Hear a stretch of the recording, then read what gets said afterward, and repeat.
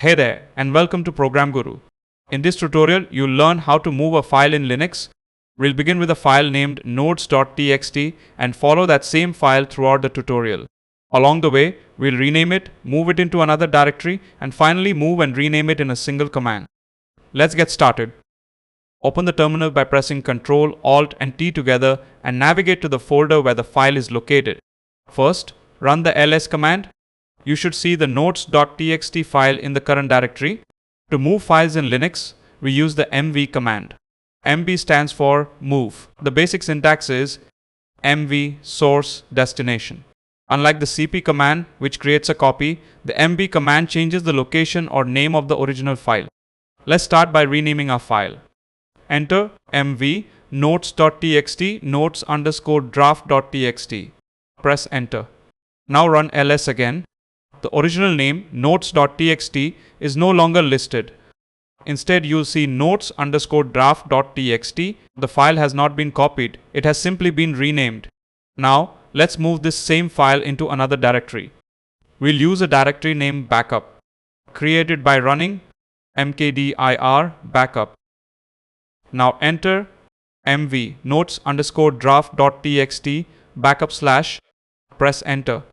Run ls once more.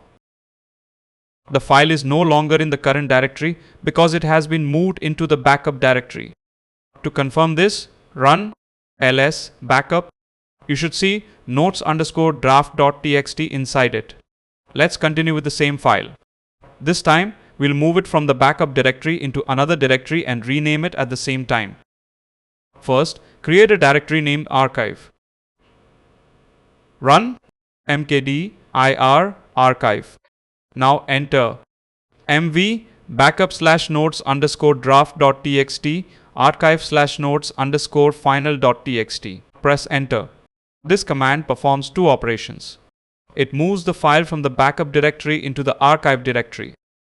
It also changes the file name from notes_draft.txt to notes_final.txt. To verify the result, run ls archive. You should see notes_final.txt. Now run ls backup. The backup directory should be empty because the file was moved, not copied.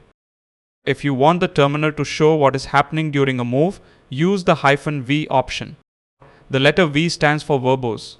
For example, mv -v archive/notes_final.txt archive/notes.txt. Press enter. The terminal displays the old path and the new path. The file is now named notes.txt inside the archive directory. There is one important detail you should know. If the destination already contains a file with the same name, the mv command may replace that file without displaying a warning. To ask for confirmation before replacing an existing file, use the -i option. The letter I stands for interactive. The command follows this pattern: mv-i source file destination file. If the destination file already exists, Ubuntu asks whether you want to overwrite it. Type Y to continue or N to cancel. You can also use the -n option when you never want to overwrite an existing file. The command follows this pattern: mv-n source file destination. If a file with the same name already exists at the destination, the move is skipped. Now, let's see what happens when the source file cannot be found.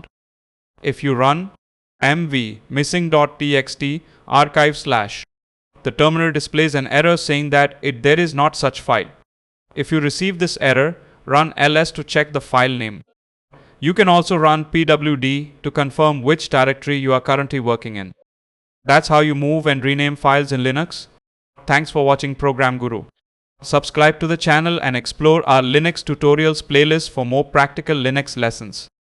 I'll see you in the next tutorial.